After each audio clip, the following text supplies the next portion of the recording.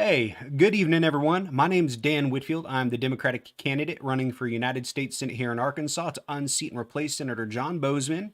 And today is our very first legislative recap. So I'm no longer going to be doing just a single live stream on Saturday evenings at 6 p.m. Central like normal. I'm also going to be doing a live stream every Friday evening at about 8 p.m. Central, where we will go over let me turn this off real quick. We will go over our legislative recap on what has happened in our state this last week. So I'm not exactly sure how long this live stream is going to be because I want to go through everything for the most part, but we will make sure to hit a lot of the important pieces of legislation because our legislators have been just throwing some really partisan laws into effect and even unconstitutional ones that have even been signed into law by our governor while acknowledging that these laws are unconstitutional that he's signing. So I think it's very important that we keep up to date on what's going on. And I know some people are part of like weekly newsletters or part of different Facebook groups that will talk about legislative recaps. But we're going to go right down into the data, and look at it right for what it is. Now, there are some different areas where you can watch videos on what had happened. I guess first off, where I'm at, let me actually open up a new text window here. Let's see here. Do new text, put AR leg. All right. Oh, there is already an AR leg, so let me go ahead and select that.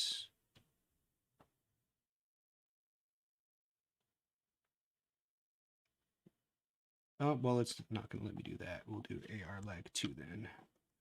All right, so this is going to be the web address. Make it bold. Transform and fit to screen. Let's go ahead and make it even a little bit smaller than what it currently is. Sorry, I guess I should have done this before my live stream. I apologize. All right, so here we go. That down a little bit.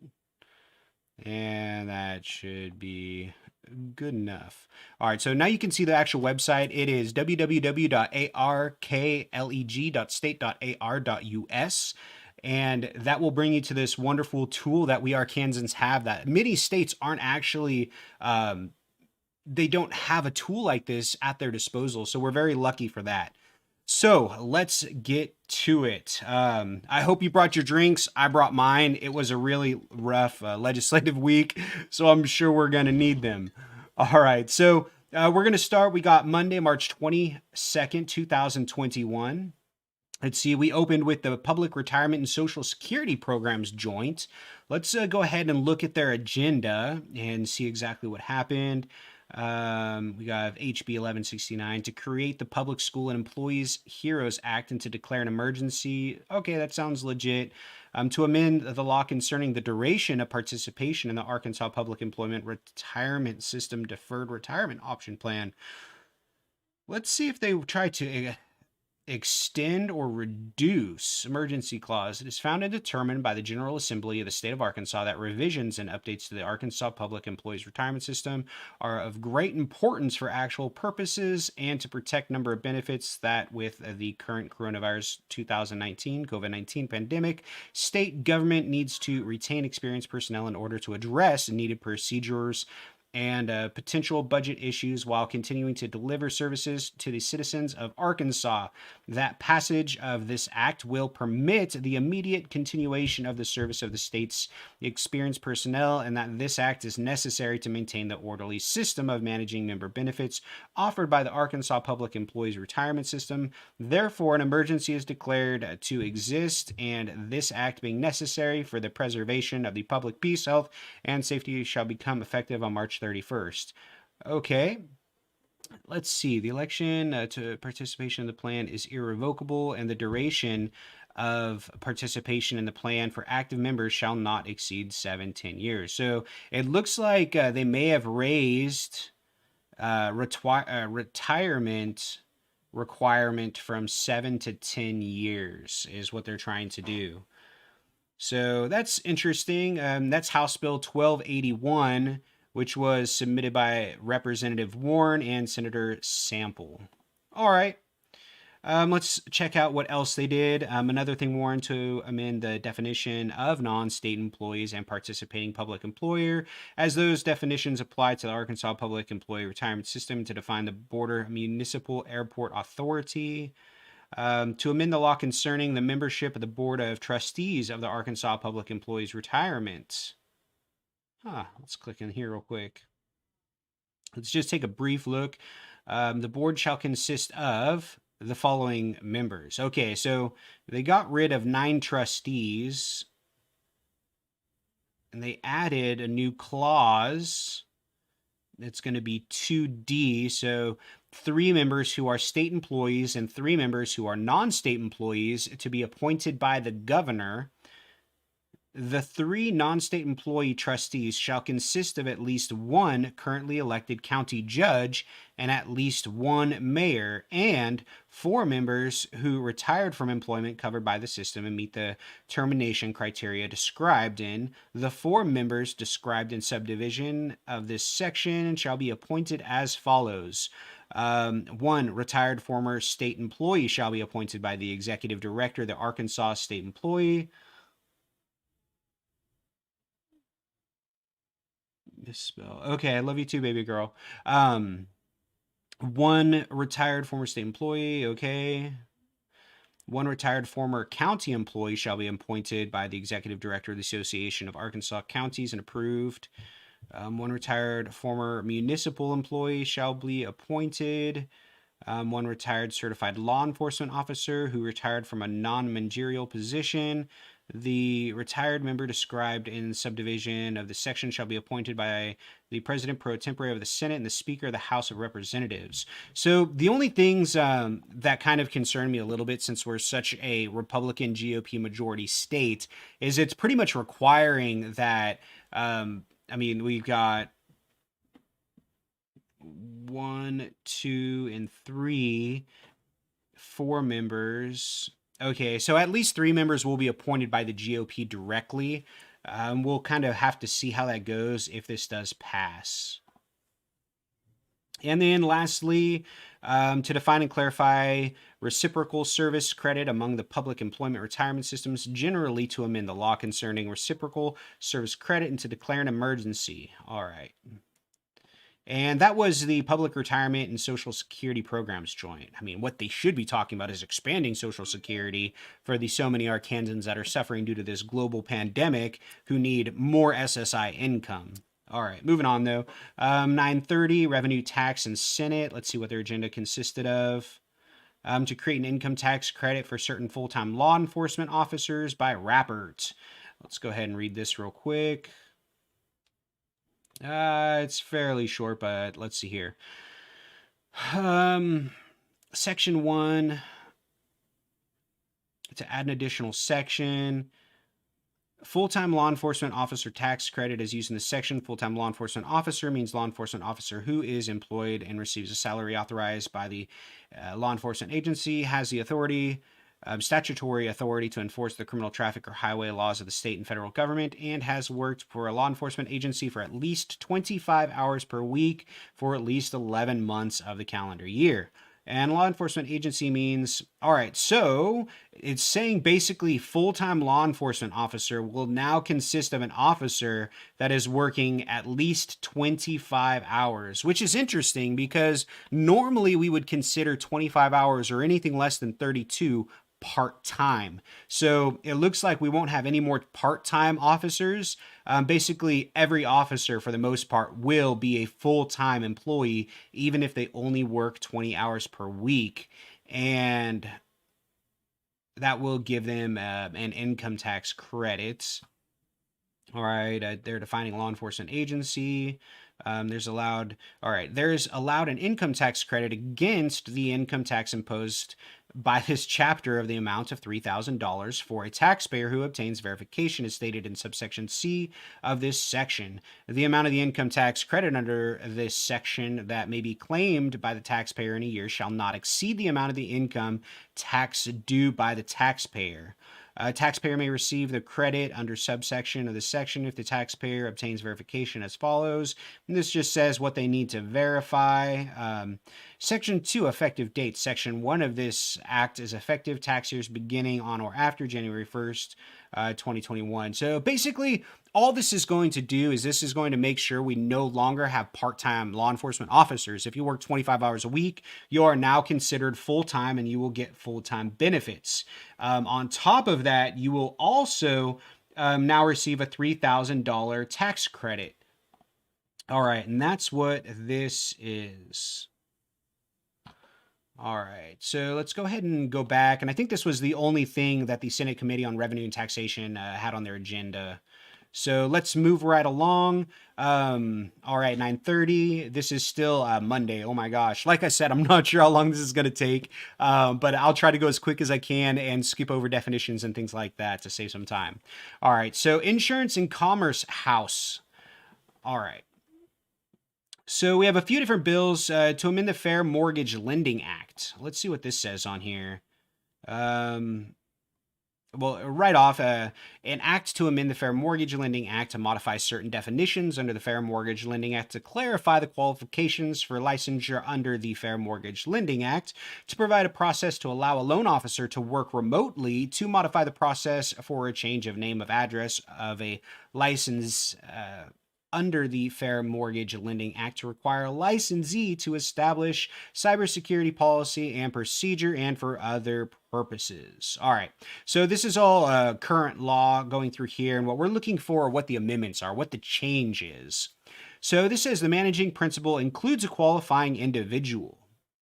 Okay, managing principal means a person who meets the requirements of and who agrees to be primarily responsible for the operations of a licensed mortgage broker, mortgage banker, or mortgage servicer. Okay, so now we know who they are. Let's see here. They change A down to 1. That's just correcting it the way it was in an error before.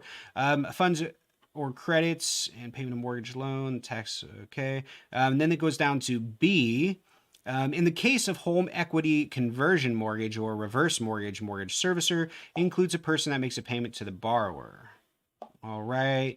And then they struck out this, which is a transitional loan officer license terminates when the transitional loan officer's employment by or relationship with a mortgage broker or mortgage banker license under this subchapter terminates. So the transitional loan officer license will no longer terminate when they no longer work for a broker or a mortgage banker. That's actually very interesting. I'm wondering why they removed that so that a loan officer can retain their license while unemployed. All right, let's come down here for a license as a mortgage banker, mortgage broker, servicers, federal employer identification number, including whether the applicant is proposing to be licensed as a mortgage broker, mortgage banker, or mortgage services. Then they removed the applicant's proposed method of doing business shall include whether the applicant is proposing to be licensed as a mortgage broker, mortgage banker, or mortgage servicer. I'm not exactly sure what that means. It may mean like when they fill out an application, they have to currently designate what they want to do, but maybe they don't have to now. Maybe they don't have to make a designation right away on their application. I'm just not sure. Applicants propose locations for doing business. A disclosure of a beneficial interest in an affiliated industry business held by the applicant or by the principal officer, director, or employee of the applicant, and for a license as a loan officer, transitional loan officer, or managing principal of an applicant. All right, applicant's name, social security number. All right, disclosure of beneficial interest in an affiliated industry business held by the applicant or by principal officer, director, or employee. Oh, so that's interesting. You no longer have to file a disclosure of having a beneficial interest in an affiliated industry. Wow, so they can have a conflict of interest and not have to disclose it when applying for a license. That's very interesting. Each applicant for a license and so on. Let's see. Concerning the qualifications of a loan officer under the Fair Mortgage Lending Act is repealed. H. Any general partner, manager of a limited liability company, or officer of a corporation who individually meets the requirements under subsection B of this section shall be deemed to have met the qualifications for licensure as a loan officer upon filing a written application with the commissioner in the form prescribed by the commissioner and payment of the applicable fee. All right.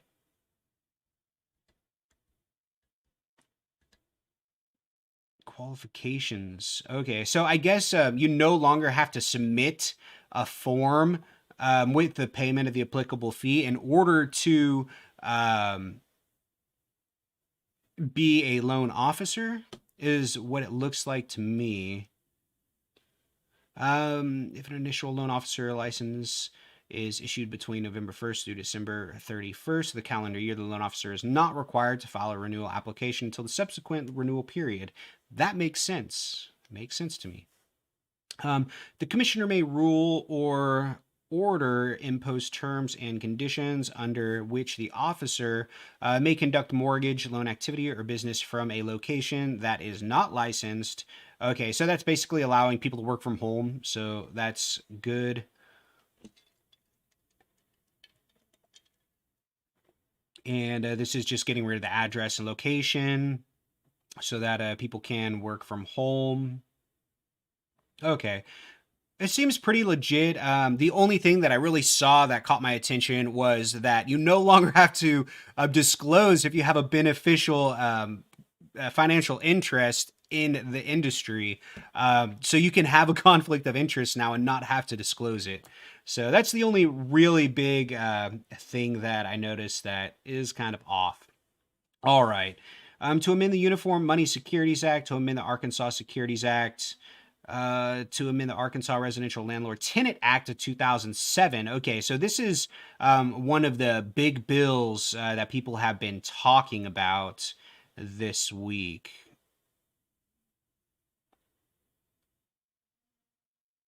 Actually, this isn't that one that we've been hearing about. Here's a forcible entry one though. Let's see what this is amending on here.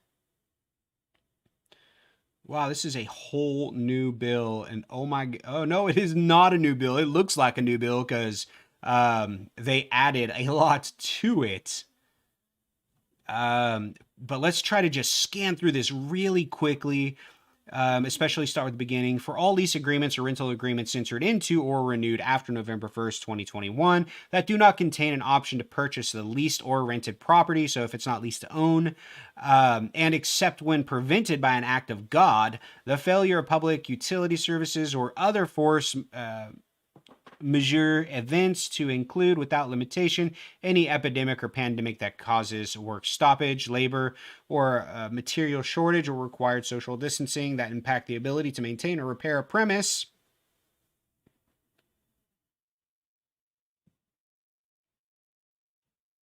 Thank you. Um,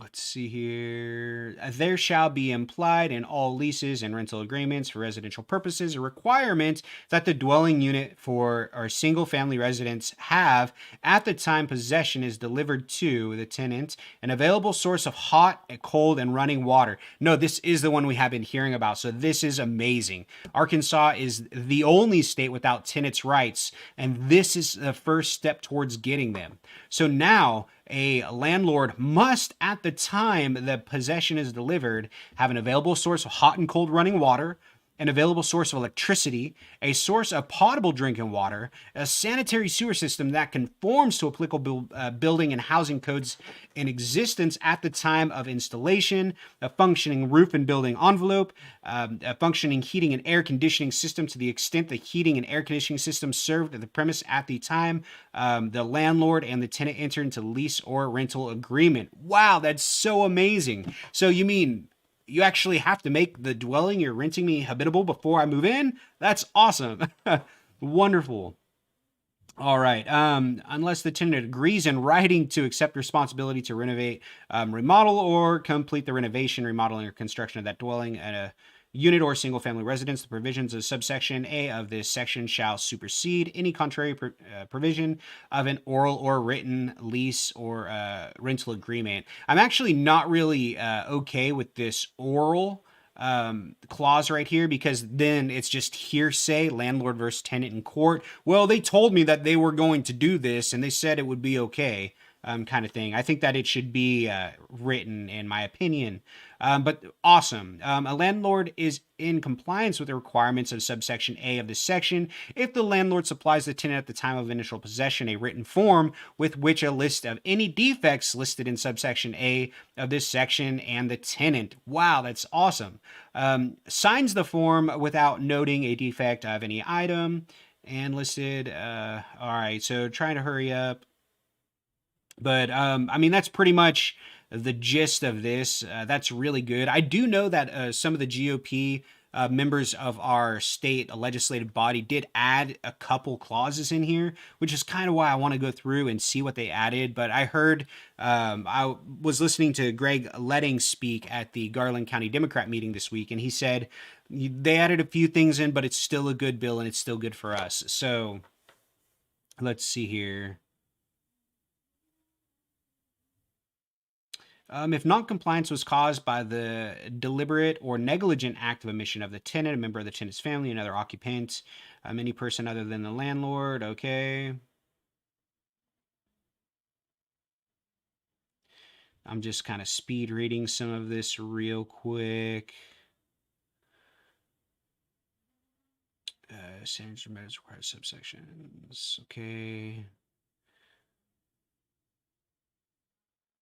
Ooh, a tenant shall not offset or withhold rent from the landlord for any alleged or actual violation of the implied residential quality standards listed this section. Wow. So like I talk about all the time, well, what if your heater doesn't work and it's negative 20 degrees out and it's 20 degrees in your apartment and you're like, well, I'm not going to pay rent because it's freezing in here and they won't fix my heat. Well, you can no longer do that. That will violate your lease. So now you can go to jail and you can get evicted. So that kind of sucks right there. I'm guessing this is probably one of the clauses the GOP added.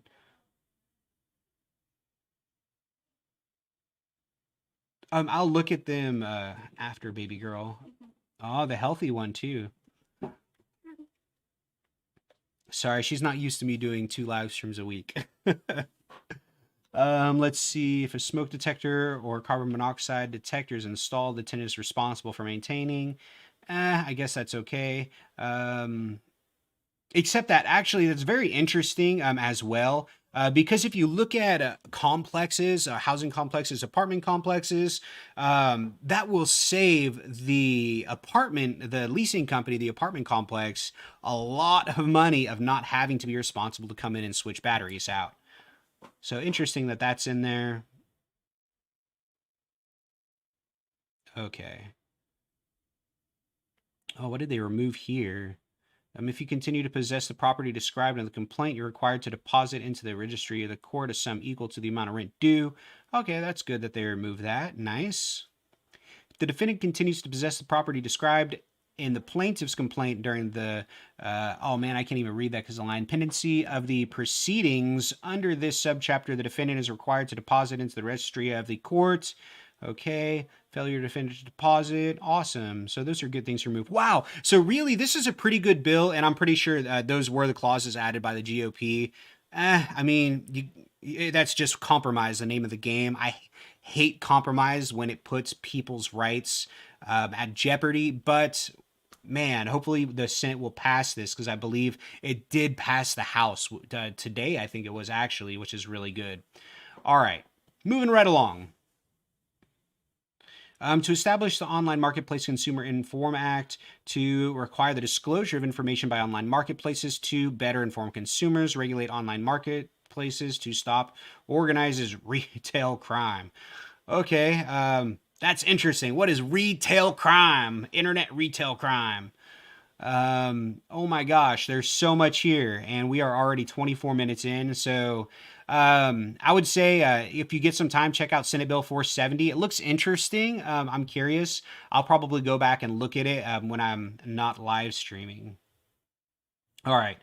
To modify the due date for semi-annual reports of burial associations, to amend the law concerning multiple employer welfare arrangements, interesting sounding, to amend the law concerning unfair practices related to residential real estate repair contracts, and to prohibit a promise to pay or to rebate an insurance policy deductible under residential real estate repair contract. So if you are having any issues right now with having some kind of real estate construction issue, check out HB 1802. It looks like it will be relevant to whatever you are going through. And that was the agenda here for the House Committee on Insurance and Commerce.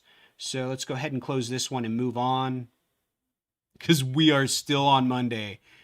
Tuesday was a pretty long day, but fortunately, oh, okay, wow. Do we only have 2 days this week?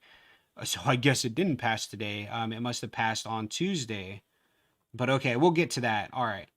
So only 2 days. This live stream is still going to be kind of long, meaning next week's is going to be longer. Oh my gosh. I'll have to find a way to bookmark different areas so that you don't have to watch the whole thing to get to specific areas that you are passionate or interested in. All right.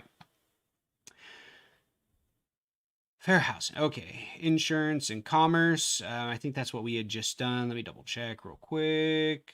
Okay, that was awesome. Judiciary Committee Senate. Let's go ahead and pull up their agenda on here. I'm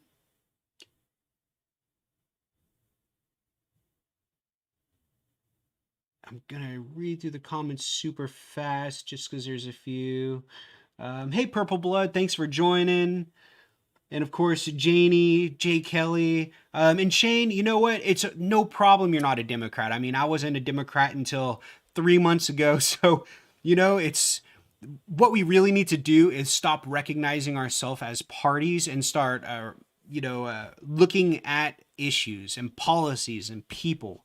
I think that's kind of the evolution to where our society is going. It's just going to take a party reform in order to get there. So that's what we are working on doing. All right. Senate Committee on Judiciary. So they had a few things on here. Let's start reading through. To provide for post-adoption contact agreements. Okay. To amend the offenses of battery in the second degree and domestic battery in the second degree. All right, let's see what this is. Oh, I hope I don't. Yeah, I probably will. All right. Let's see what they're changing. The alcohol concentration in the person's breath or blood is 800s, or who is 4 years of age or younger. What? Let's see here. I'm gonna have to read this a little bit better. All right. Concerning the manner in which a person commits the offense of battery in the second degree is amended to as follows. The person recklessly causes serious physical injury to another person. A, by means of deadly weapon. B, while operating or in actual physical control of a motor vehicle. B, the person is intoxicated, or the alcohol concentration in the person's blood breath is 800.08 or more based on the definition of alcohol concentration, or who is 4 years of younger in age.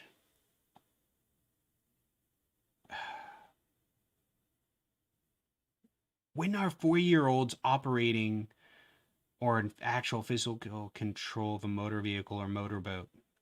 I don't know. Anyways, sorry, that's just interesting.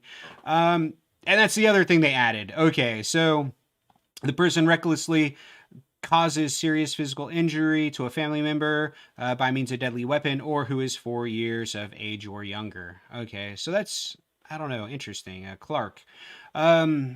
Or no, that was Gazaway. All right, so Pinzo, to amend the law concerning consent to adoption and relinquishment of parental rights during the adoption process, and concerning the report of expenditures related to an adoption. That's super important, but I feel like it's going to be a long one, and it is. So if you're interested in adopting, or if you are a foster parent, or if you have an adopted child, you might want to read this one. It's HB 1458. That could be relevant to you and your family, or you and your potential family. All right.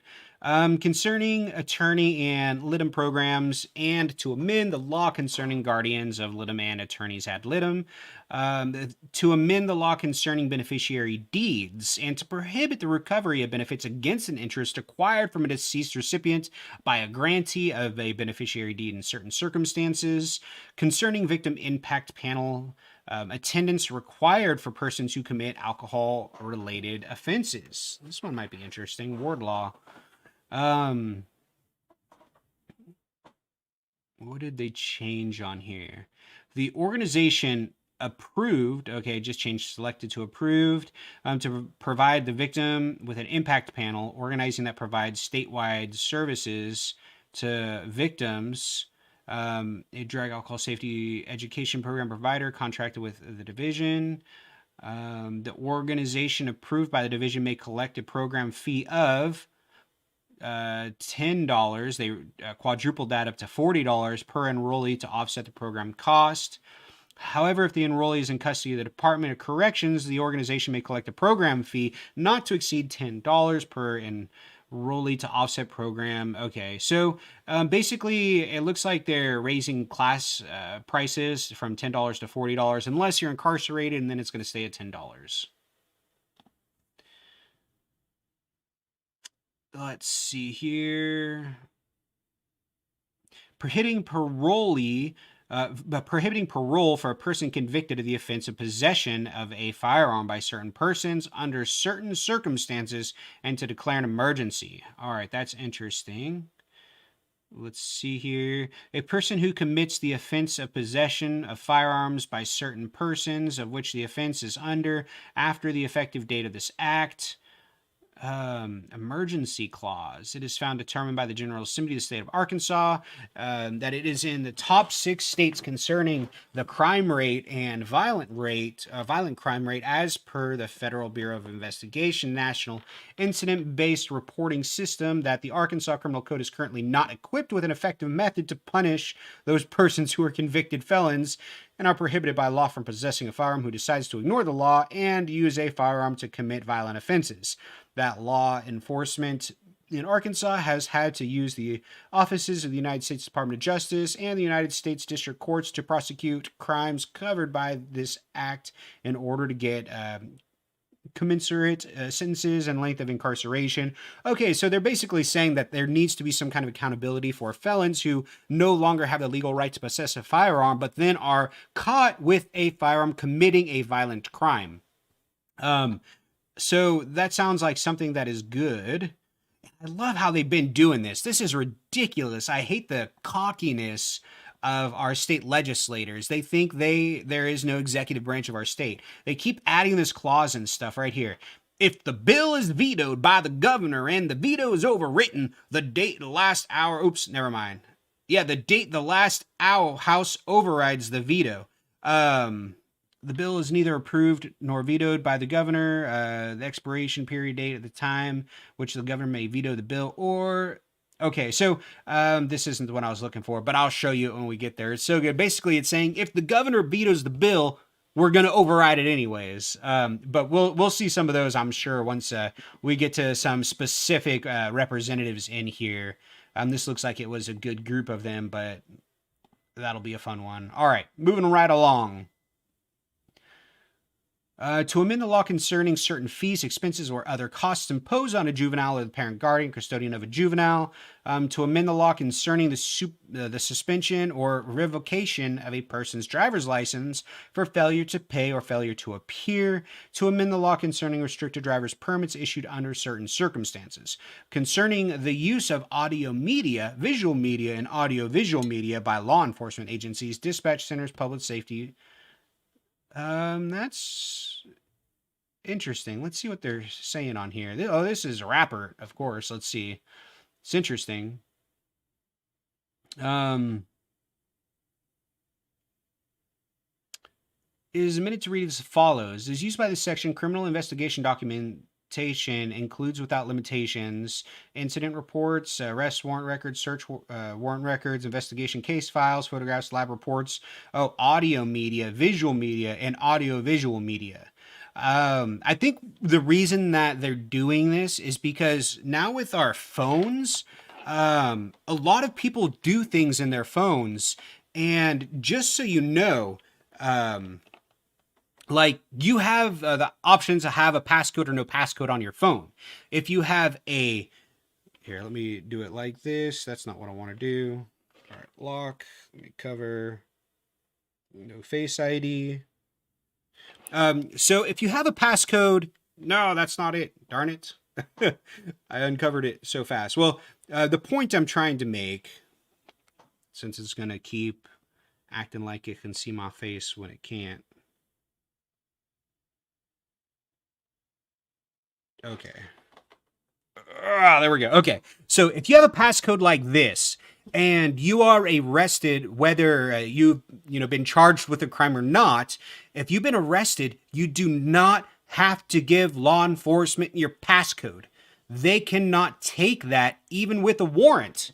Now, on the contrary, if you have facial recognition on your phone, can you see? Oh, here we go. And you go like this, it doesn't require a passcode. That's my lovely wife and daughter. They do not need a warrant to do that.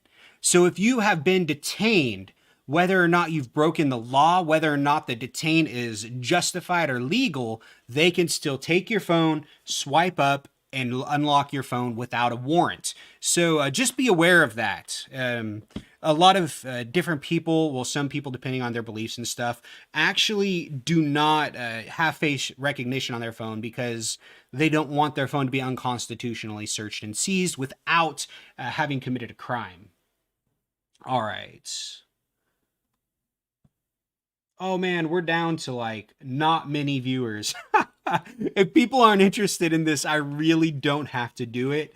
I'm just doing this because I thought people would be interested in what's going on in our state legislative body. So maybe rather than just reading through all of these different bills, what I'll do next week in the future is I'll read through them all myself and then write down the highlights and just give you all the highlights. I'm not sure what you guys want me to do there, but we've only got one viewer on Facebook, one on let's see, one on Twitch, one on Twitter. So yeah, I don't want to waste my time or y'all's time. So let's keep going through some more of this. Means medium of reproduction, supplies, equipment, maintenance, personnel, in accordance with county electronic record provider may charge the requester for costs associated with retrieving, reviewing, redacting, and copying audio, media, visual media, or audio visual media.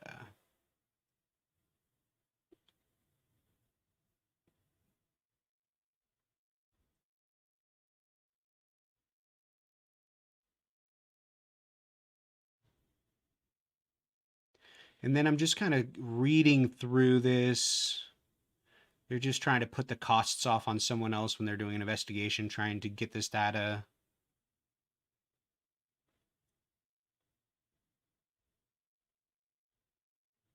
Okay. So yeah, just be aware that they do not have to get a warrant to unlock your phone if you have face verification on there. All right, that was SB 346. Let's see what else we have on here. Concerning sex offenders' ability to reside with a minor. Okay. Probation. First time offenders. Okay, so they got rid of first time offenders. If a person to or is found guilty of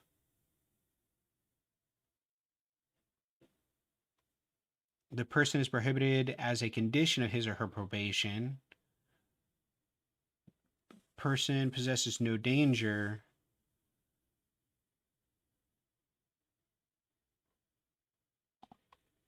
Okay.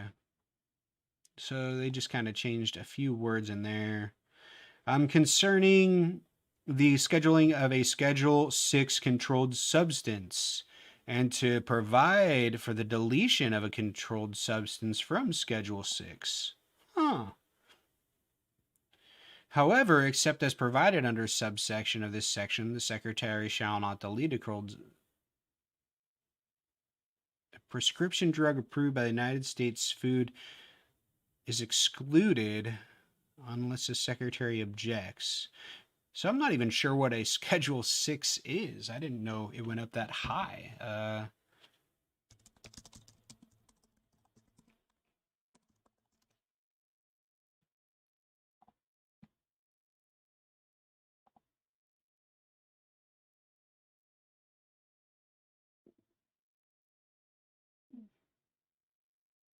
Schedule 6 drugs, marijuana and salvia, are substances that have no acceptable medical use, are unsafe even under the directed medical. Wow. So that's interesting.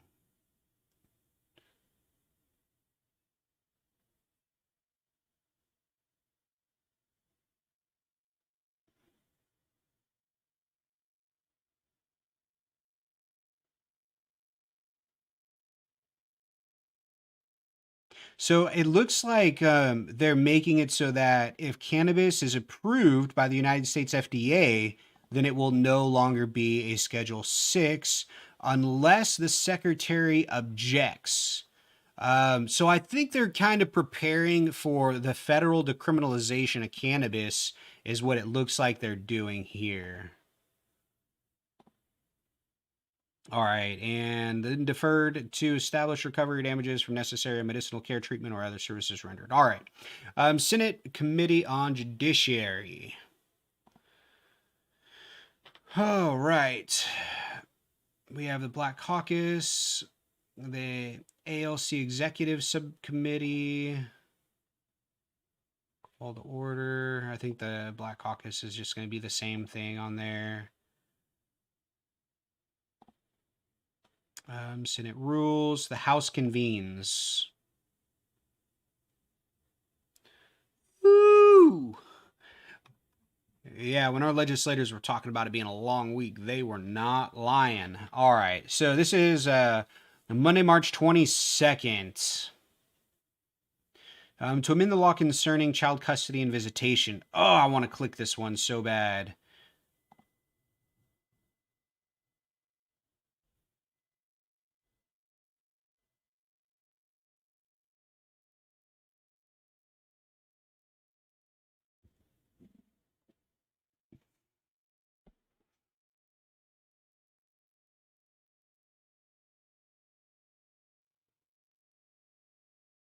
So this is about joint custody, saying that the court can decide what's best for the child.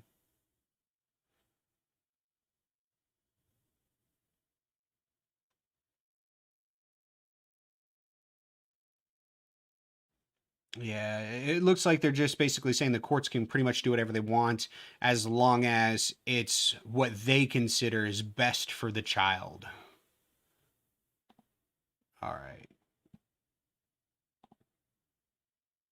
To allow contiguous public school districts to consolidate with an affected district under certain conditions, to prohibit and penalize the desecration of the United States flag. I don't think they quite understand what the First Amendment is.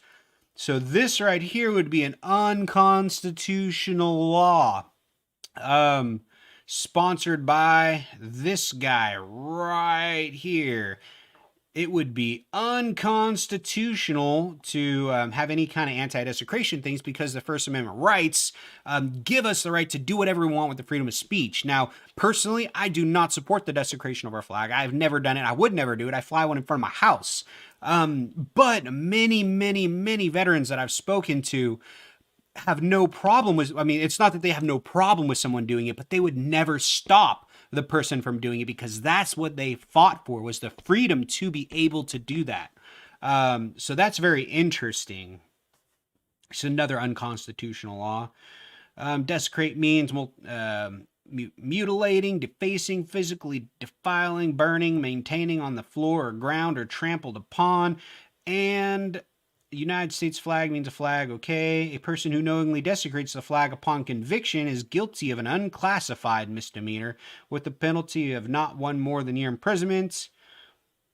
Okay, so that's interesting. To ensure that all healthcare providers are reimbursed for behavioral health services by the Arkansas Medicaid program, to provide for the creation of a regulatory division of the Department of Finance Administration, the appointment of a regulatory administrator, and the assignment of enforcement agents. That's interesting. That's from Dotson on here.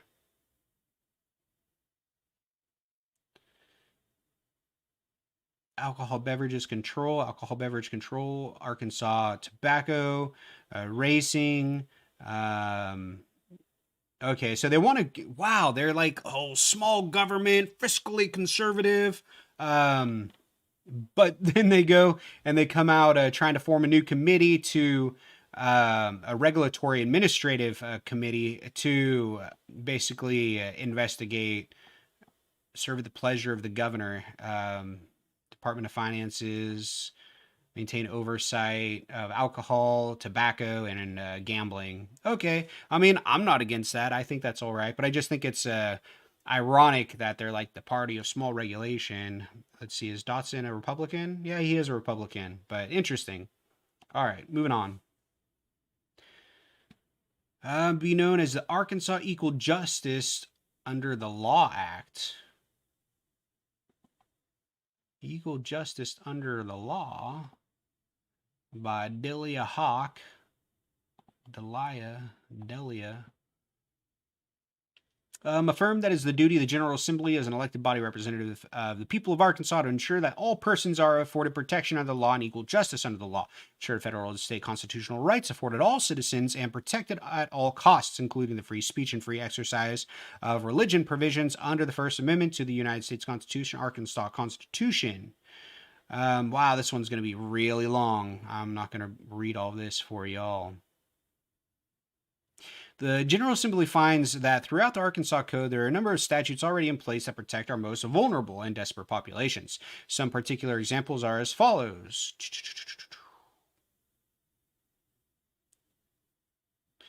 Prohibits bullying. It's discrimination.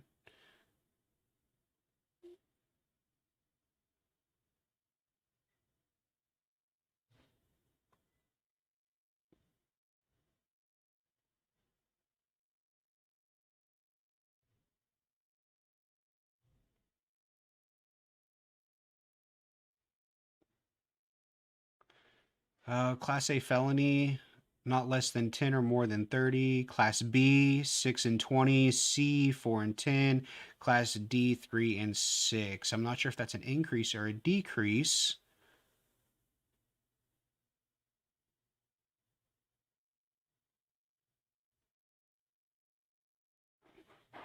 Let's see. Class A, 6 and 30. Wow, so they raised it from 6 to 30 to 10 to 30. Okay. So it looks like they increased the minimum for felonies in Arkansas.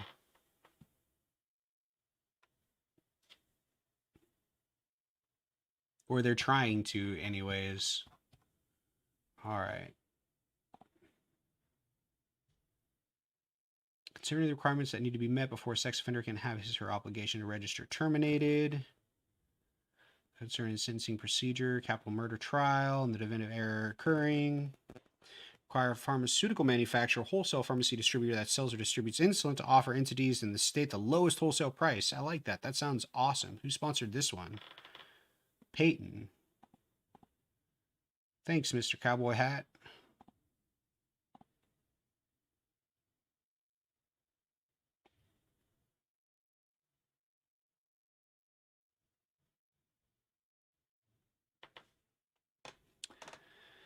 Just reading some of these. Amend the law regarding Arkansas distilleries to authorize self-distribution, authorize out-of-state direct consumer shipments, and to declare an emergency. Student Athletes Publicity Rights Act, provide a qualified income trust known as a Miller Trust. Encourage the United States Congress to establish a maximum limit of opioid, alkaloid, contamination of poppy seeds, and to ensure the safety of imported poppy seeds, and to issue important requirements and conduct testing. To authorize the HVAC-R license board to establish continuing education requirements for a specific class of license. That's interesting. To amend the law regarding industrial hemp production, to repeal the Arkansas Industrial Hemp Act, and to establish the Arkansas Industrial Hemp Act. Wow, this is awesome. I'm actually kind of excited. Let's see how this looks. David Hillman. All right, let's see what you did, Mr. David.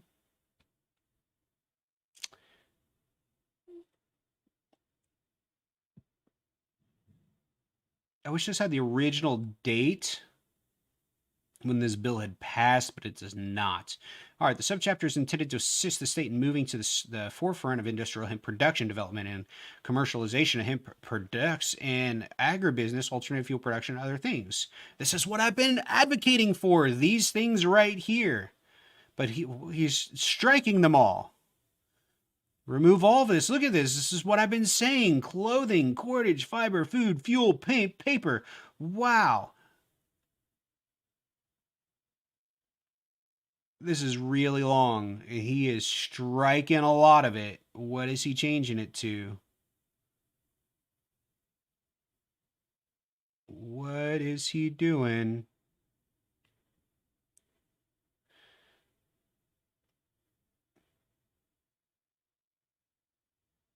To recognize industrial hemp as an agricultural product.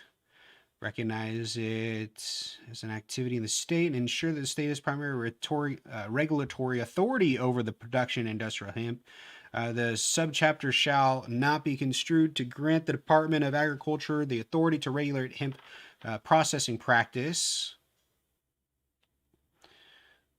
Oh man, I don't know what he did. It seems fairly similar, and rather than striking out specific things, it looked like he's striking out the entire thing and rewriting it from scratch, with a lot of the same different things in here. So that's really interesting, and it's going to make it hard to see what he actually wants to change without reading this whole thing, which I am not going to bore y'all with.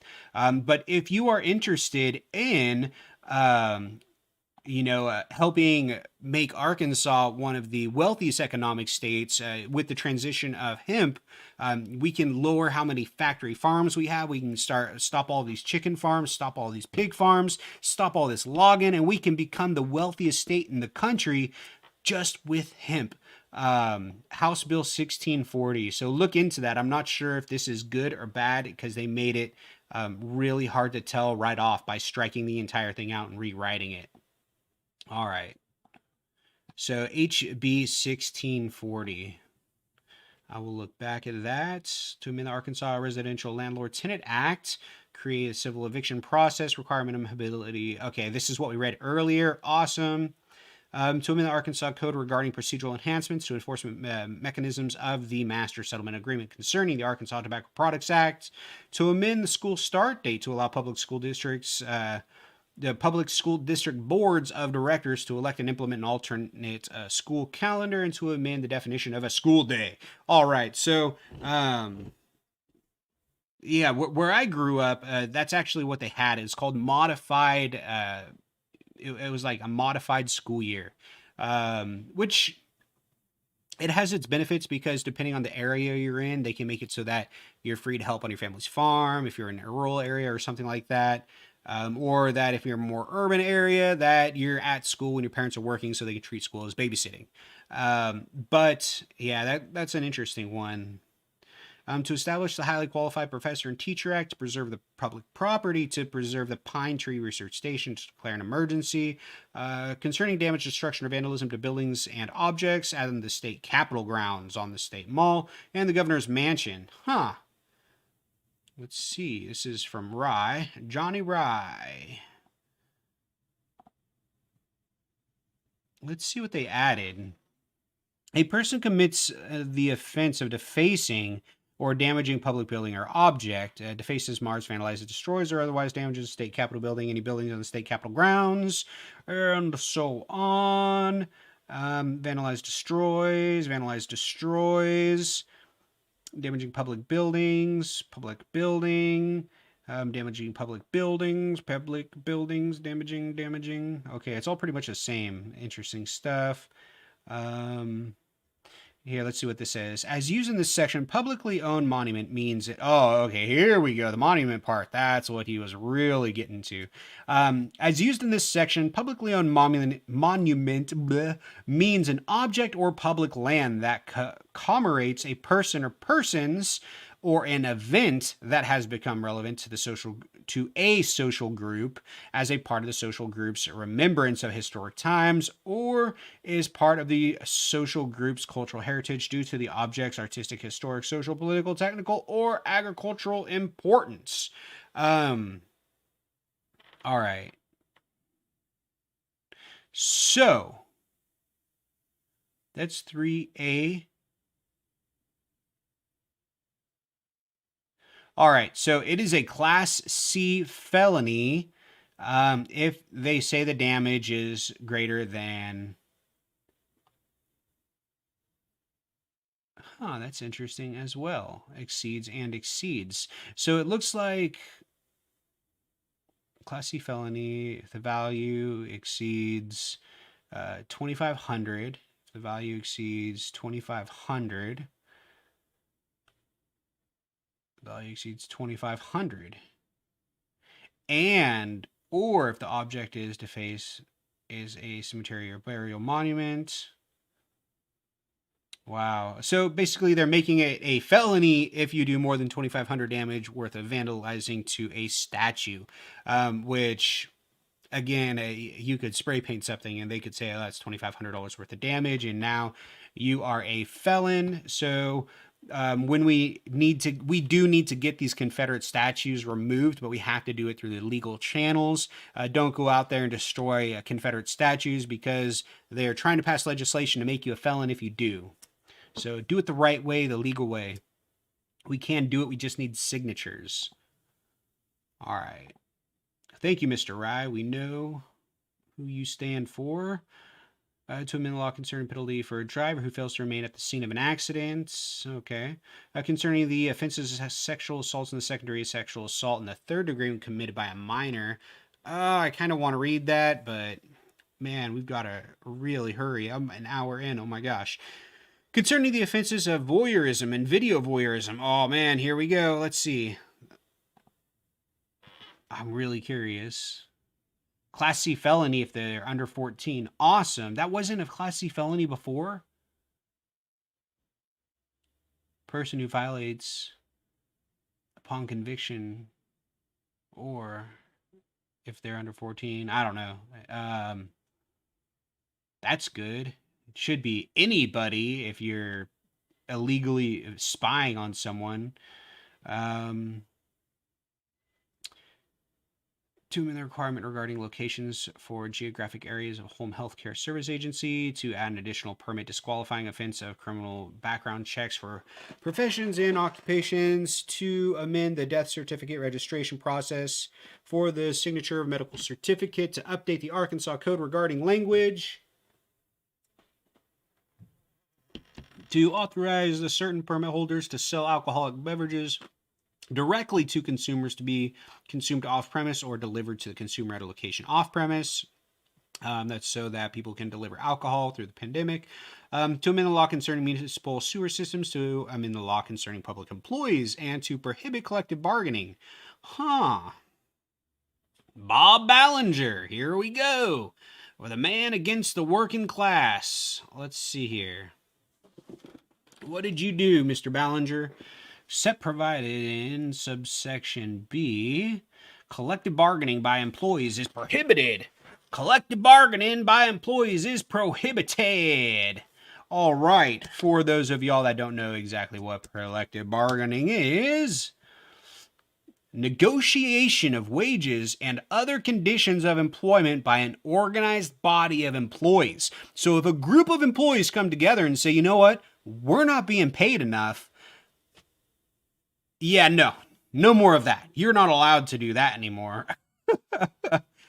So public employees are not allowed to do any kind of collective bargaining.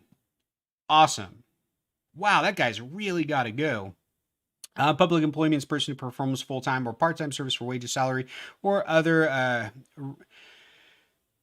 remuneration for public employer. Public employer includes without limit to state employee. Okay, so on, so on. Public employee means collective bargaining prohibited. A public employer shall not recognize a labor union or other public employee association.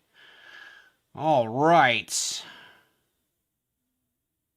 Do you guys mind if I throw out a tweet real quick? I've got to throw out a tweet real quick.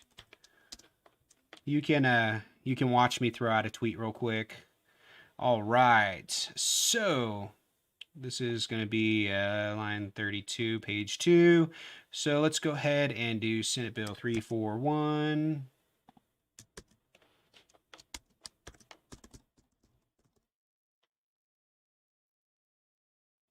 No. What's your Twitter tag, Bob Ballinger?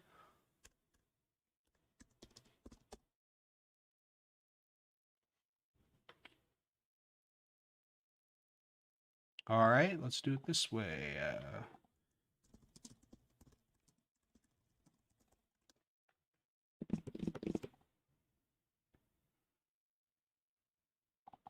At Bob Ballinger, all right. And this is how we do tweets, y'all. Bob Ballinger, Senate Bill.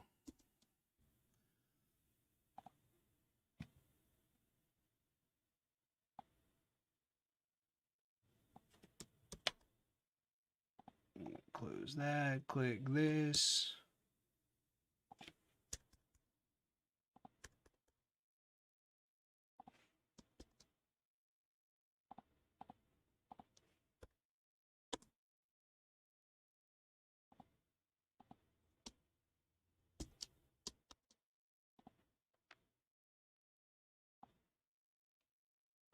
It's going to be long for a tweet. I don't know if it's going to let me fit all of this in.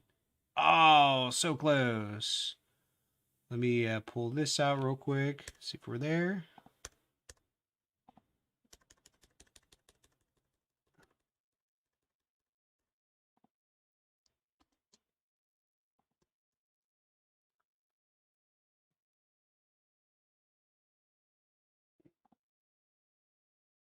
Page 233.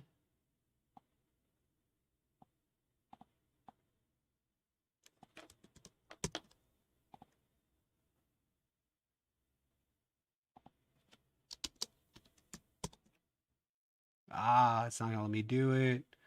All right. Well, I think it says enough in the title right there. An act to amend the law concerning public employees to prohibit collective bargaining and for other purposes. All right.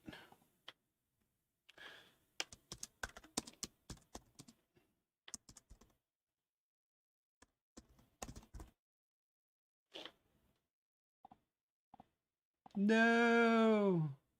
I'm one. I'm a couple. I'll just get rid of the Boo Ballinger. But Boo Ballinger. Man. All right. Sorry about that, guys. Had to get that one out there. Wow. Craziness. All right. I'm going to move on from this. Bob Ballinger. Man.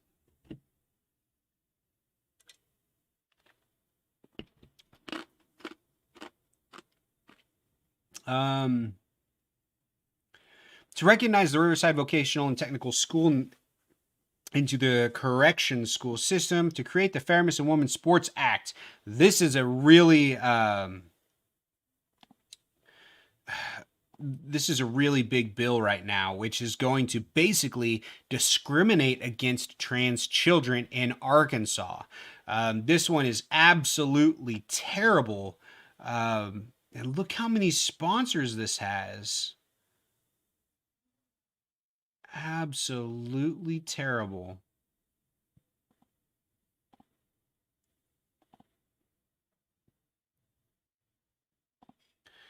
You know what? I'm going to play a short video for y'all real quick. If I can find it in here. I don't think it was too long ago that I posted it. Where, and Chairman, I'll go as quick. My name is Brandon Bolware, and Chairman, I'll go as quickly as I can. I'm a lifelong Missourian. I'm a business lawyer. I'm a Christian. I'm the son of a Methodist minister. I'm a husband. I'm the father of 4 kids, 2 boys, 2 girls, including a wonderful and beautiful transgender daughter who today happens to be her birthday. And I chose to be here. She doesn't know that. She thinks I'm at work. One thing I often hear when transgender issues are discussed is, I don't get it. I don't understand. And I would expect some of you to have said that and feel the same way. I didn't get it either. For years, I didn't get it. For years, I would not let my daughter wear girl clothes. I did not let her play with girl toys. I forced my daughter to wear boy clothes and get short haircuts, play on boys' sports teams. Why did I do this? To protect my child. I did not want my daughter or her siblings to get teased. And truth be told, I did it to protect myself as well. I wanted to avoid those inevitable questions as to why my child did not look and act like a boy. My child was miserable. I cannot overstate that. She was absolutely miserable, especially at school. No confidence, no friends, no laughter. I honestly say this. I had a child who did not smile. We did that for years. We did that against the advice of teachers, therapists, and other experts. I remember the day everything changed for me. I'd gotten home from work, and my daughter and her brother were in the front lawn. And my daughter had sneaked on one of her older sister's play dresses. And they wanted to go across the street and play with the neighbor's kids. It was time for dinner. I said, come in. She asked, can she go across the street? I said, no. She asked me if she went inside and put on boy clothes, could she then go across the street and play? And it's then that it hit me that my daughter was equating being good with being someone else. I was teaching her to deny who she is. As a parent, the one thing we cannot do, the one thing, is silence our child's spirit. And so on that day, my wife and I stopped silencing our child's spirit. The moment we allowed my daughter to be who she is, to grow her hair, to wear the clothes she wanted to wear, she was a different child. And I mean, it was immediate. It was a total transformation. I now have a confident, a smiling, a happy daughter. She plays on a girls' volleyball team. She has friendships. She's a kid. I came here today as a parent to share my story. I need you to understand that this language, if it becomes law, will have real effects on real people. It will affect my daughter. It will mean she cannot play on the girls' volleyball team or dance squad or tennis team. I ask you, please don't take that away from my daughter or the countless others like her who are out there. Let them have their childhoods. Let them be who they are. I ask you to vote against this legislation. Wow. I mean, how powerful is that? I there's no way to put it any better than the way that gentleman did. SB 354 is absolutely terrible, and it is going to ruin so many children's lives. Trans children are not abominations. They are children, just like yours and mine, or your brothers and your sisters, or your nieces and your nephews. Children are children. We shouldn't punish them for the way that they sexually orientate. It's not like that gentleman just put it the best way possible. We need to make sure. Did SB 354 pass?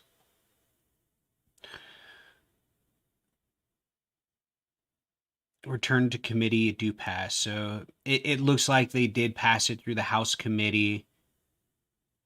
It passed in the Senate, and now it's going to be on Governor Asa Hutchinson's desk. So if Asa Hutchinson has any empathy, has a soul, has a heart, he will vote against this terrible piece of legislation, SB 354, which was sponsored by Senator Missy Irvin. Her phone number is 870 2692703, and her email is missy.irvin@senate.ar.gov, and she is the House, she is Senator, she's a senator in District 18. Her occupation is a marketing director.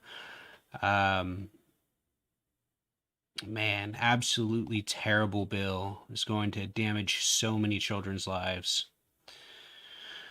All right, that took more time. Man, and we've still got so much to go. Oh my gosh, and it's an hour and 10 minutes in. It's already 9:10.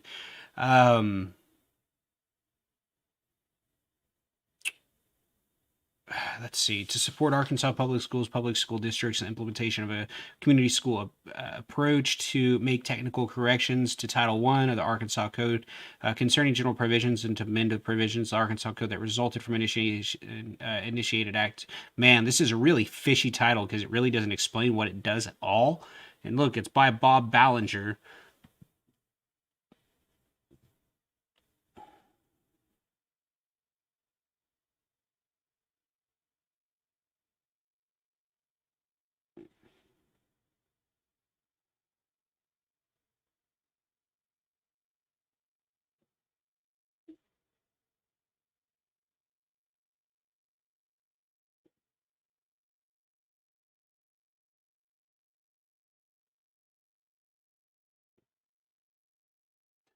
To the extent that a conflict exists between the act of the regular session of the 93rd General Assembly and this act, the act of the regular session of the 93rd General Assembly shall be treated as a subsequent act passed by the General Assembly.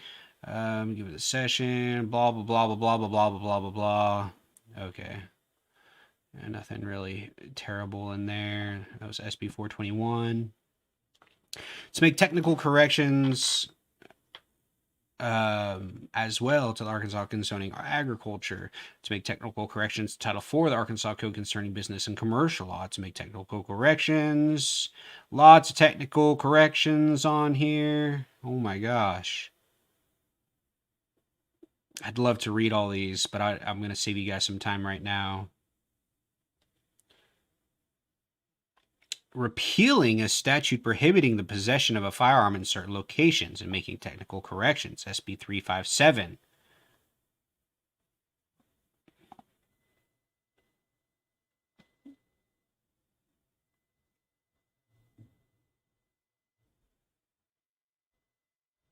Whoa, whoa, whoa.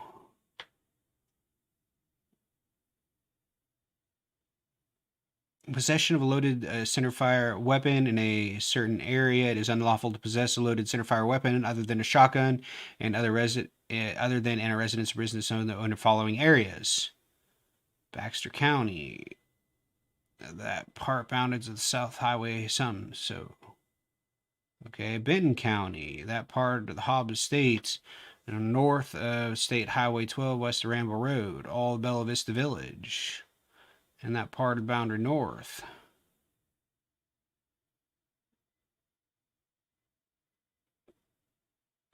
Township, section, platted subdivision. Concerning definitions used in regard to seizure and forfeiture of a firearm is omitted to read as follows. As used in this section, unlawfully in possession of a firearm does not include any act of possession of a firearm that is prohibited only by regulation of rule of the Arkansas State Game and Fish Commission. They got rid of unlawful to possess loaded centerfire weapons in certain areas. That's what they were doing. They amended SB 357, making it so that before it stated, as long as you were lawfully in an area, you could use deadly physical force. And this is basically stating that there is no more any such thing as an unlawful area. You are always in a lawful area and authorized to use deadly physical force. So this, in conjunction with the stand your ground law, basically anybody can just say, that person made me feel threatened, so I shot and killed them. No questions asked. So that's really crazy right here. Bob Ballinger, man. To amend Arkansas law concerning unanticipated discretionary federal funds related to statewide state or disaster emergency related to public health, declare an emergency. All right.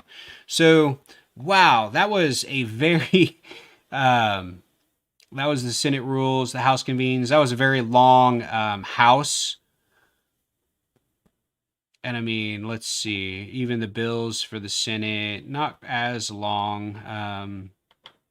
To authorize the president to support a person in patient a hospital physician's office concerning visitation rights, regulate peer-to-peer car sharing programs, create the peer-to-peer car sharing programs insurance coverage act, regulate what, like Uber?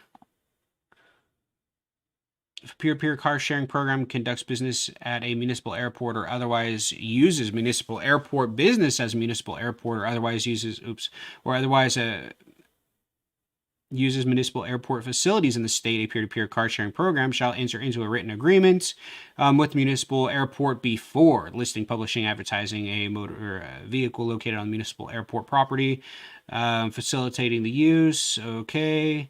The written agreement described in this section shall impose the same reasonably similar standards, regulation, procedures, fees, and access requirements as applicable to a motor vehicle rental company. If a peer-to-peer car sharing program fails or refuses to enter into a written agreement with the municipal airport as described in subdivision A, or this section performs, participates in, or undertakes any action stated by the subdivision of this section before entering into a written agreement with a municipal airport, the municipal airport may obtain injunctive relief and damages against the peer-to-peer car sharing program. Okay, so what it looks like they're doing is it looks like at airports where they have like Enterprise or any kind of rent a car, they can't compete as much with Uber. So many people will just show up to an airport. They don't want to rent a car. They just want to call an Uber or, use the app, get an Uber, and then head to their destination. Well, they're making it now that a Uber has to have the written permission of the airport in order to pick up passengers from that airport. And it's not just Uber in general, but every single Uber driver. So that's very interesting what they're doing there. Let me see what else they added in here. They have to have insurance coverage for peer-to-peer car sharing programs by definition. Okay, and go down to B.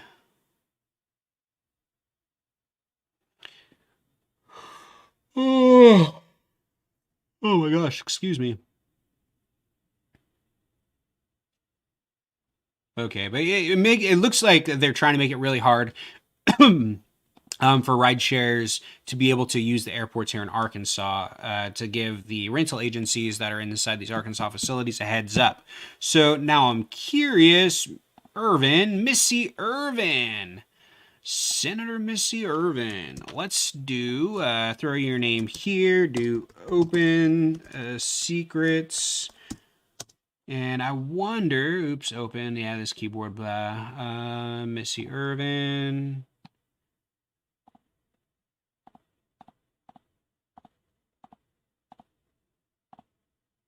Let's do it this way. FEC filings candidate.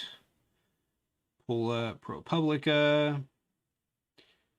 Go ahead and let's just try Missy Irvin. Nothing in there. Nothing there. Man, there's going to be a ton of Irvins if I do.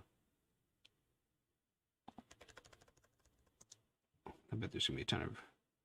Nope, doesn't even pop in there at all. So let's try searching races. And by the way, what I'm doing right now is it's interesting how she's fighting for these rideshare, against these rideshare groups. So I'm trying to see where her money's coming from. Has she taken money from Enterprise? Has she taken money from a car rental agency, or anything like that for her campaign? Let's see, public service 2017. Let's go ahead, do Arkansas. That's just congressional. Oh no, it's not even going to do it on here, unfortunately. All right, so I won't even be able to pull her up here in the FEC reporting. Oh man, I hate going into the FEC here. Oh, that's not what I'm trying to do. Let's try campaign finance data. We want to do candidates.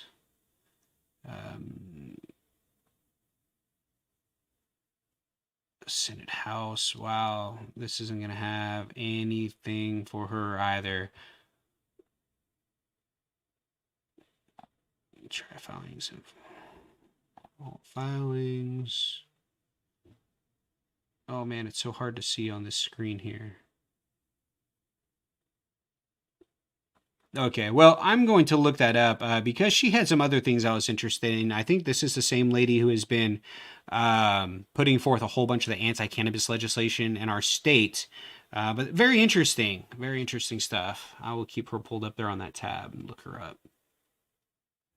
To provide relief for restaurants, to allow restaurants to expand outdoor dinings, to delay the payment of restaurant sales tax, to cap the fees that a third-party delivery service may charge, and to declare an emergency, to amend the Freedom of Information Act of 1967 to create an exemption to the exemption and copying of public records, to amend the law concerning the Freedom of Information Act and voted ballots. Well, that's interesting. Hammer. Kim Hammer. His name sounds familiar. I think that only bad things. Let's see here. Voted ballots for copying purposes until 30 days after the certification of an election by a county board election commissions, unless otherwise go to laws. Concerning the examination and copying of public records under the Freedom of Information Act, to add an additional subdivision of this section does not apply to a poll watcher during an election who shall be allowed to inspect a voter's statement while ensuring the secrecy of the vote is maintained. To create an exemption. What? So we can't request ballots through the Freedom of Information Act anymore for recounts and things like that after 30 days after the election? That is very interesting. After the 2020 elections here in Arkansas, when we had so many subsequent voters who decided not to vote at all rather than voting for a Republican or a Libertarian. I'm really curious how many votes I got as a write-in, honestly. But apparently, if they pass this amendment, then I would never be able to find out. Okay. Let's go back here. Concerning the return of stolen property in possession of a pawnbroker to the rightful owner. To remember Doug Harlan and recognize the contributions of the state of Arkansas. To amend the law governing the board of directors in the state of development, finance, and authority. And to modify the manner in which the authority distributes certain tax credits and hire certain persons. Concerning the penalties for the offense of fleeing in a vehicle or conveyance, to establish a state park restaurant private club permit, and to authorize a state park restaurant private club permit to holder to serve alcoholic beverages. Let's see. So Irvin, again, I'm curious who she's taking money from. She taking money from a restaurant owner trying to open up a bar in a state park? I don't know. It's a really, really odd specific bill for her to create. Let's see here.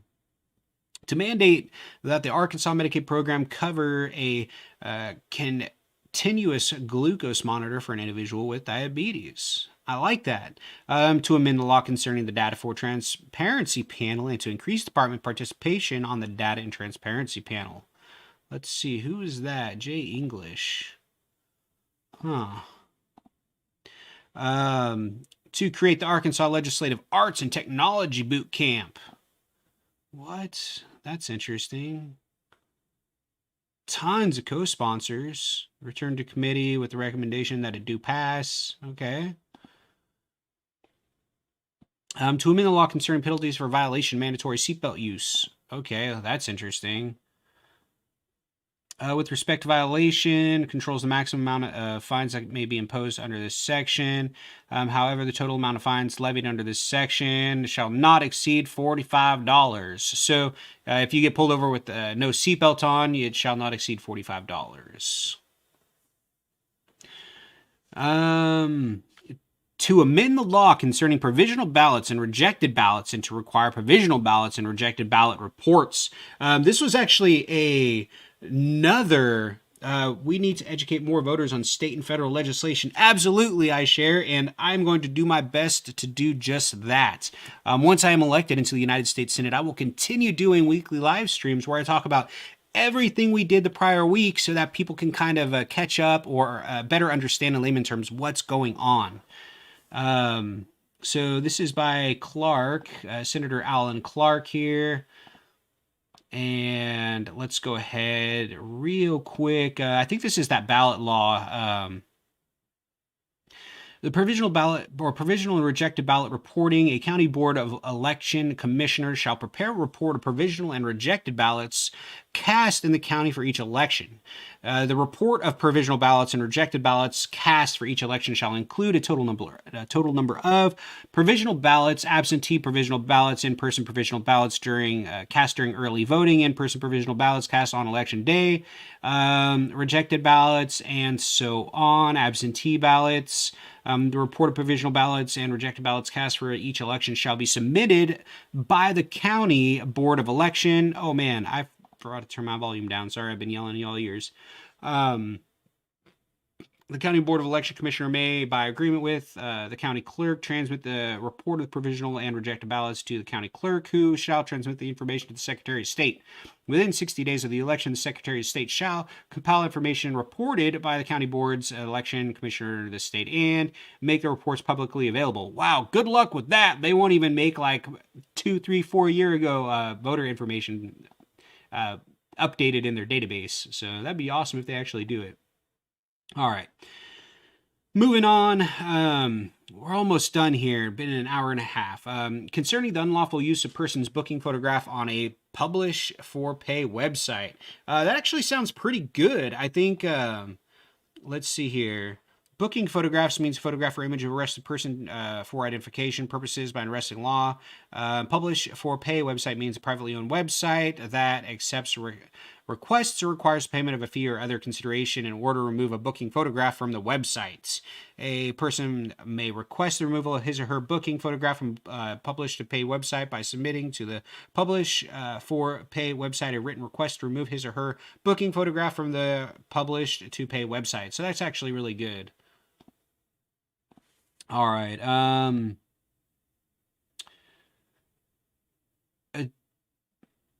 Let's see here. To amend the law concerning the taking of minerals, timber, or other resources on state-owned property. Great. Gotta love harvesting and logging and mining on national forests. Or that would be federal, I guess, on state forests, state-owned land.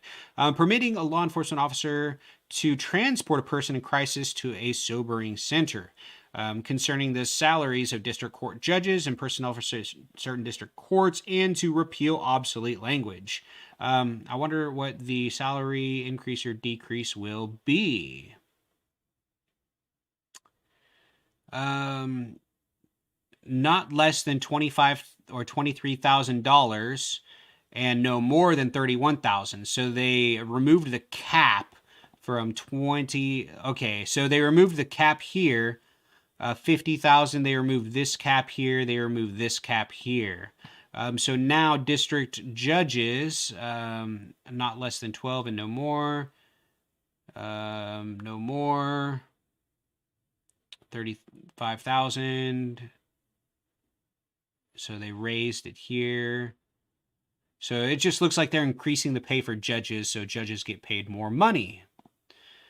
All right. Concerning the application to the offense of possession of drug paraphernalia in regards to the habitual offender sentence enrollment, and concerning the offense of drug paraphernalia. Let's see this one real quick. For the purpose of determining under this section the number of felonies for which a defendant has been convicted, if the defendant was previously convicted of a felony for possession of a controlled substance, and the defendant was also convicted of a felony for possession of drug paraphernalia, stemming from the same set of facts, the two felonies shall be considered one felony. That's really good, actually, because you shouldn't be charged like two felonies for having, say, weed and pipe. You should be charged one felony for having weed and a pipe. Let's see here. Drug possession of drug paraphernalia. Store, conceal. introduced into the human body or to store, conceal, or contain, conceal, or weigh a controlled substance, which means, all right, so now your pill bottle is a felony. It containing something is a second felony. If it conceals it, it's a felony. Or if it weighs like a scale. So they're just giving themselves more ammunition. But again, if they make it so that your paraphernalia and a drug can be no more than one felony, but if you do not have a drug, you just have, say, a grinder. They could say a grinder can store or conceal. Or if you have just a scale, but no, no drug possession, they can get you for a scale for a felony. A Class A misdemeanor or a Class D felony if the controlled substance is methamphetamine, heroin, fentanyl, cocaine, and the person has been previously convicted of a violation of this chapter.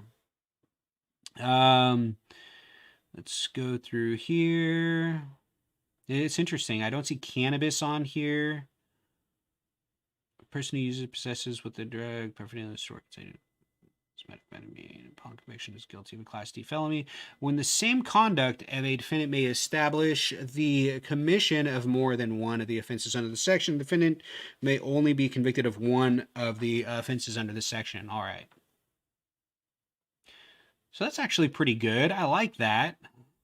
Actually, I'm curious who supported that. Who's Gazaway? Jimmy Gazaway, younger guy, District 57. All right. Moving on. To amend the law concerning the revocation of a chapter of a municipal corporation, to amend the law governing local tax collection procedures, and to repeal obsolete laws in connection with the collection of local tax. Ooh, I really want to dig into this, but I feel like it's going to be long. Oh, it's really not that long. Well, what did they do? They basically struck this out. An act to amend the law concerning. So they got rid of this. A county sheriff and county collector shall be permitted to collect all taxes of the county seats. In any count where the county collector is required to go to various townships, where there are two. Okay, so I guess sheriffs cannot collect taxes anymore. I guess that's okay. Let's see here. To amend the law governing local tax collection procedures, repeal the obsolete laws. Oh, that's what I just read. All right. To authorize the issuance of a special permit by the state highway commission to transport forestry equipment. All right, that sounds legit. And that there was the Senate convenes. We haven't even made it through Monday. Oh my gosh. Okay, so this is my first legislative recap for the prior week. I just started to where I'm doing 2 live streams a week. One where I'll talk about different legislative changes we've seen in our state here from the past week, and then I will do my regular live stream Q&A update on Saturdays at 6 p.m. Central. So this is my first one, and I wasn't sure exactly how long it would take. I knew it would take a while. But we are actually just still on Monday up to 1 p.m. We just finished the Senate convenes. So we've still got the Education Committee, Public Health, Agricultural, Aging Children and Youth, City Council. And then we haven't even gotten into Tuesday where they have all these different things. So I'm learning here. What I'm going to end up doing is I will continue doing a Friday 8 p.m. Central legislative update, but I'm just going to have to spend, I get off work at 3 p.m. on Fridays, and that will give me 5 hours from the time I get off work to go through all of these and get highlights for y'all. And I'll go over highlights so I don't have to take so much time out of your guys' evenings because time is valuable. You should be with your families right now, enjoying yourselves and taking a break after a long week. So I'm going to stop here, and I mean, there's just, I know there's so many more important bills. This really sucks. I hate having to stop here. Gosh, I hate stopping here, but that's what I'm going to do. So, what I will do for our next week's legislative recap is I will go through everything and I'll have highlights. And then we can, which committees do you think I will want to be on? So, this is actually the state level legislation that I'm going over right now. I'm not going on over anything federal in the House or in the Senate, but that is something I guess I could do if anyone's interested. And as far as what committees I want to be on every committee because I feel like there's so many people on these committees. There's just so much corruption. I guarantee you there is not one committee that at least does not have half of its members that are under a large financial influence from a special interest. So I will apply to be on as many committees as possible. I plan to work 7 days a week. I mean, I worked 7 days a week for like, I don't know, 4 or 5 years, before I started going to school and such. So I don't mind working 7 days a week. I'm going to work I really try to watch my language. I have a little one. I'm going to work my ass off for y'all. And I am going to do what it takes to be on as many committees as possible to try to let y'all know what's happening behind closed doors that's not classified, that you guys should know about, that people just don't talk about. Let's see here. So I'm checking, making sure there's no like important questions on here. Nikki, thank you for joining, Nikki, if you're still here. And it is. And that's why I'm going to try to do this so I can try to layman things down and break things down with you.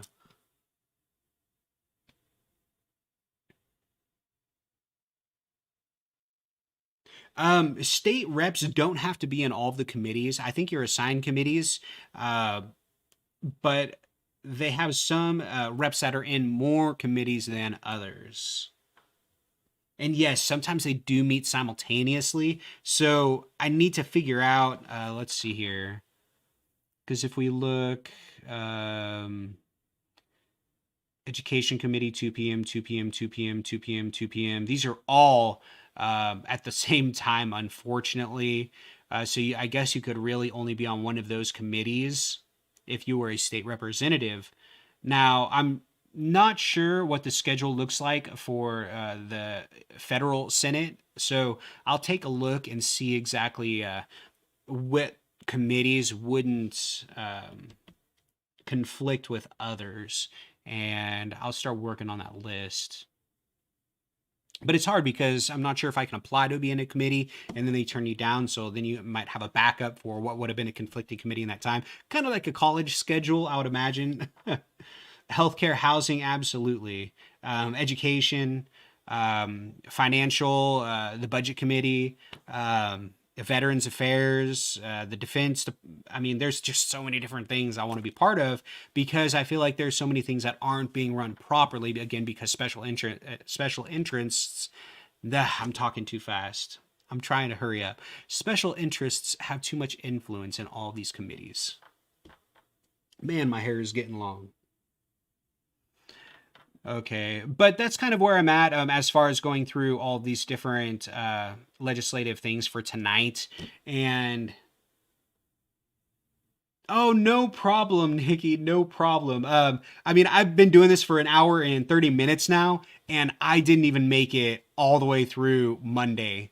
Not even one day, and we had a short week, only 2 days this week. So for me to make it all the way through 5 days would probably take about 10 hours of a live stream. And I know y'all don't want to spend 10 hours listening to me talk about legislative bills and the agendas and all that good stuff. So I'll just iterate myself real quick. I will continue doing these legislative recaps Friday evenings at 8 p.m. Central, but I will give you guys highlights. When I get off work at 3, I'll just spend the next 5 hours after work going through everything, writing down highlights so we can just go right through. So we can be like, oh, next one on my list, okay, SB 354. So, or oh, my bad. Come on, keyboard. So I'll be like, oh, SB 354. This is the next one on my list. This is super important. This is the person who is sponsoring it, Missy Irvin. Here's her phone number. Here's her email. This is where she represents. And this is the bill. And then we can go through just the important highlighted bills real briefly and what's going on with those. All right. Man, and I want to watch this again. My name is Brandon Bulware, and Chairman, I'll go as quickly. What a hero of a father. Gosh, I hope I can be as half as good a father as he is. Anyways, I'm going to hop off for the evening. Thank you guys so much for having the passion in politics. I actually want to sit here and listen to see what is happening in our state, because there's so many things happening in our state behind closed doors that we have just ridiculous amounts of partisan legislation passing the House, passing the Senate, and getting signed into law by our governor. So let's know what they're going to sign before they sign it. And thank you guys so much. I appreciate it. You guys have a wonderful evening. My next live stream will be tomorrow night at 6 p.m. Central. I didn't really do many questions or updates on this one. This was focused on legislation, but I will give an update about my court hearing for ballot access case from 2020. If you didn't see my Facebook or my Twitter page, I did upload a few snips from our hearing that we finally got 7.5 months after we filed our first expedite. And I think the hearing went really good, actually. My lawyer made really good points. The case is not moot. We have a really good case, and I think I linked the entire audio of the case as well. It's 28 minutes on my Facebook and Twitter.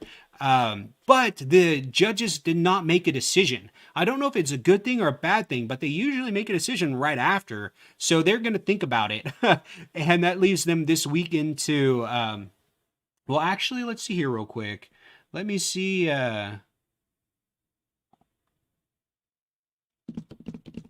Let me see if we have any change. Okay, here we go. So, argument and submitted via teleconference. All right. So yeah, they haven't made a decision yet. So I guess maybe we'll have a decision Monday or sometime next week or the week after. I'm really not sure.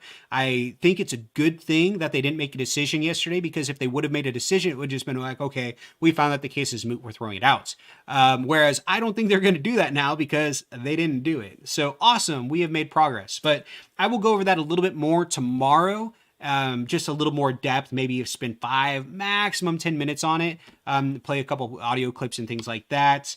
And actually, you know what? I'm going to play one audio clip real quick for y'all, because my lawyer did just such, he did a really good job. I mean, we really got the best lawyer possible for our case. Let's see here. Here's a really good, here's a good clip. So I think we did act expeditiously. It seems a bit ironic to me that you can have one of these decisions, ask for an expedited appeal, be turned down twice, and then when the election is over, say, now the case is moot. That doesn't seem fair under the circumstances. How beautiful is that? I mean, it's true. We tried to get 2 expedites, and then the Attorney General's office opposed them both. The court approved both of their oppositions, and it didn't get expedited. Now the election's over, and they're like, well, the election's over, so now it's moot. Well, yeah. And then there was one other one. Where is I have one. You can have one of these decisions. Where's my lawyer is a badass, because he was a badass. Let's see. In regard to the argument about the expedited appeal, and this is the only case I've ever had where I actually filed 2 motions for expedited appeal. I think if you go back and look at the Libertarian case decided also by Judge Baker in 2019, which the Secretary of State appealed, we got our motion filed quicker than they did in the 8th Circuit. And one of the reasons we did not start with the district court is I remember in that case they had filed a motion and for adjunctive relief and reconsideration, and they ended up filing the 8th Circuit because it went along for quite a few weeks, and they decided to go on and do that. So I think we got to the court in plenty of time for a decision. I think we made some good points there, but after the court turned down the request for injunction and expedited appeal, then I simply filed a request for expedited appeal as to that, and we filed our first brief according to what we asked for. I think the next day after we filed, we were tired down on that expedited appeal. Unlike the Secretary of State in the previous case the year before, when they were granted expedited appeal, although they eventually lost that case.